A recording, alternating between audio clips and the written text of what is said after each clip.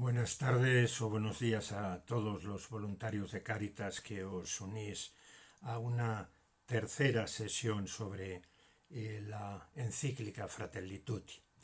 En esta ocasión tengo que decir que voy a ser un poco más breve en el vídeo porque en los anteriores vídeos tuvieron una capacidad un poco superior a la capacidad que tiene mi teléfono para después transmitirlo o pasarlo a internet, entonces he tenido dificultades. Luego vamos a reducir un poco esta presentación. Bien, comenzamos con el capítulo, estudiamos capítulo tercero y cuarto, comenzamos con el capítulo tercero que el Papa titula Pensar y gestar un mundo abierto. Este capítulo aborda el poder radical de la caridad como la fuerza capaz de transformar la sociedad humana. Las personas pueden desarrollar algunas actitudes que presentan como valores morales, tales como fortaleza, sobriedad, laboriosidad y otras virtudes, dice el Papa. Pero para orientar adecuadamente los actos de las distintas virtudes morales es necesario considerar también en qué medida estos actos realizan un dinamismo de apertura y unión hacia otras personas. Ese dinamismo es la caridad que Dios infunde. A tal respecto, el Papa observa que hay periferias que están cerca de nosotros, en el centro de una ciudad o en la propia familia.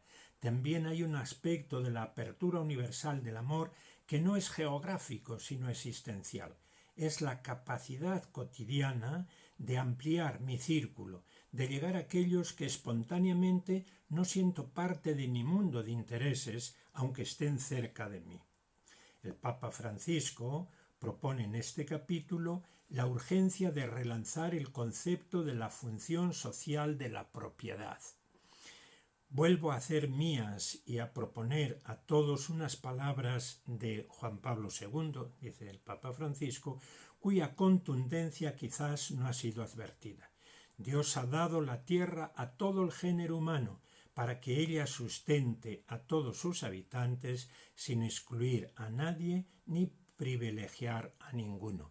Esta es una doctrina que ya viene a lo largo de distintos documentos de la doctrina social de la Iglesia. Ya Juan XXIII concretamente aludía al destino universal de los bienes y cómo la propiedad privada está justificada en tanto en cuanto asegura que todos tengan acceso a esos bienes. Siempre, continúa diciendo el Papa, junto al derecho de la propiedad privada está el más importante y anterior principio de la subordinación de toda propiedad privada al destino universal de los bienes de la tierra y por tanto al derecho de todos a su uso. Bien, las ideas importantes, las aportaciones, diríamos, que hace el Papa en este capítulo, pues yo las recojo en las siguientes. La altura espiritual de una vida humana está marcada por el amor, una gran afirmación del Papa. Sin embargo, hay creyentes que piensan que su grandeza está en la imposición de sus ideologías al respecto, o en la defensa violenta de su verdad, o en grandes demostraciones de fortaleza. En el punto 92 habla de este tema. Otra aportación: es imposible anhelar un planeta que asegure tierra, techo y trabajo para todos. Perdón, es posible, claro, es posible anhelar.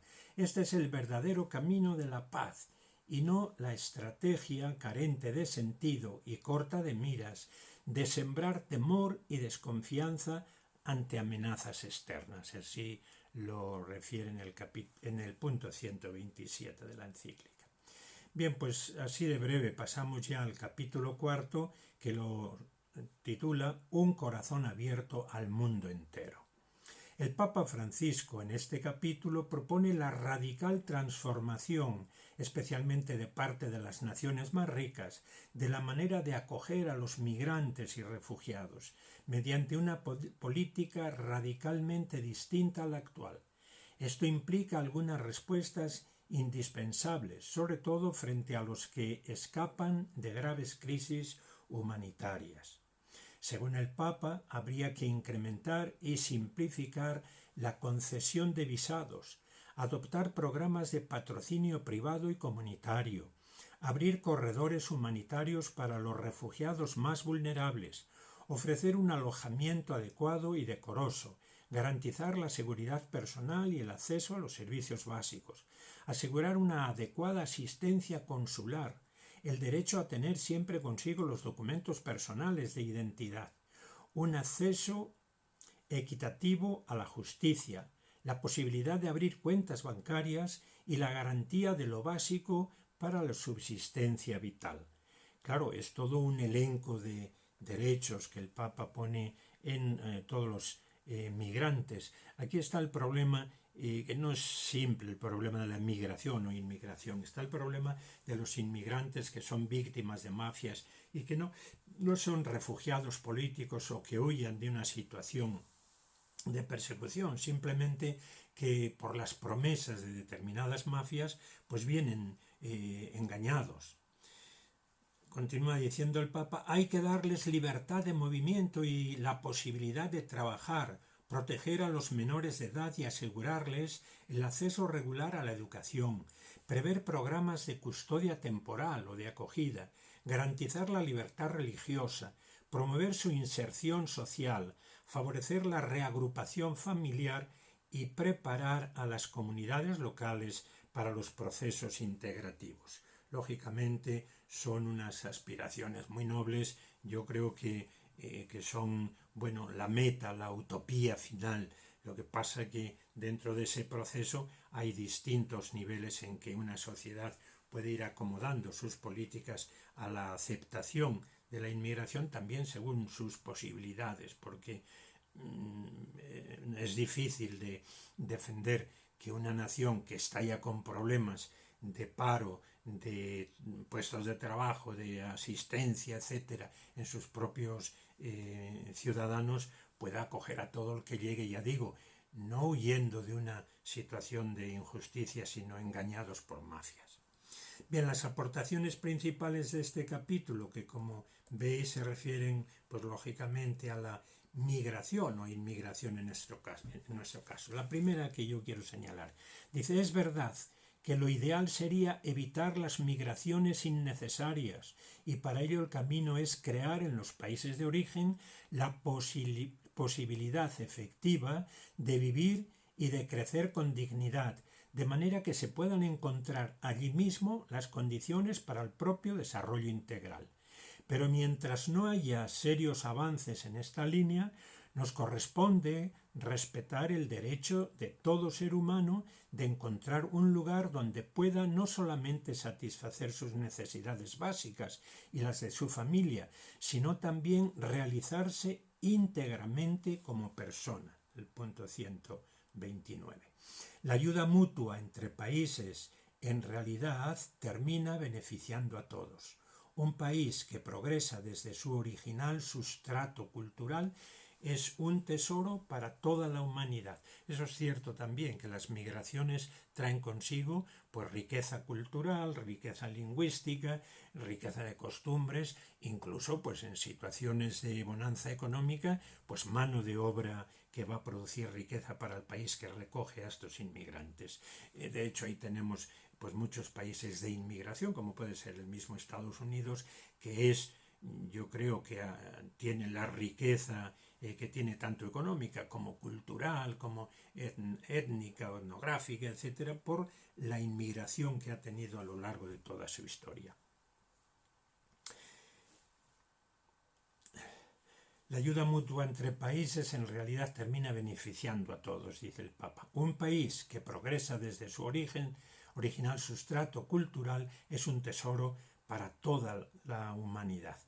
Necesitamos desarrollar esta conciencia de que hoy o nos salvamos todos o no se salva nadie. Es una frase también de estas que hay que subrayar. Estamos en una sociedad globalizada, estamos en una sociedad donde los problemas de unos afectan a otros, pues o nos salvamos todos o nos salvamos también con los países en vías de desarrollo o tercermundistas, o no se salva nadie. La pobreza, la decadencia, los sufrimientos de un lugar de la tierra son un silencioso caldo de cultivo de problemas que finalmente afectarán a todo el planeta.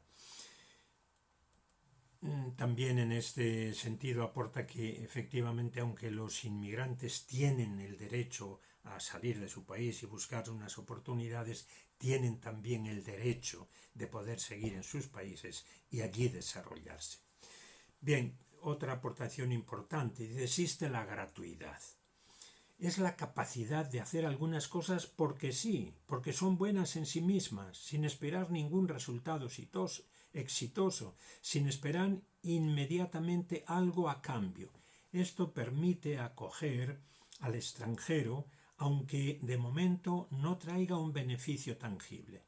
Pero hay países que pretenden recibir solo a los científicos o a los investigadores.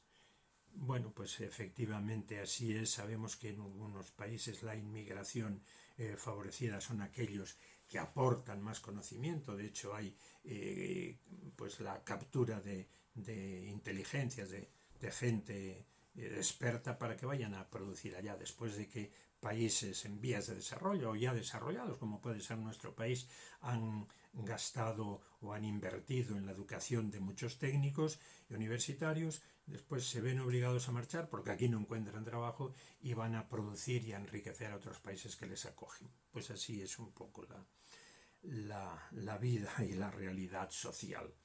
Bien, las preguntas para la reflexión sobre estos dos capítulos pues son las siguientes que os dejo también, como ya habíamos dicho en las dos sesiones anteriores, para que lo vayáis reflexionando, vayáis leyendo incluso la encíclica pues capítulo a capítulo y viendo a ver cómo se pueden responder estas preguntas.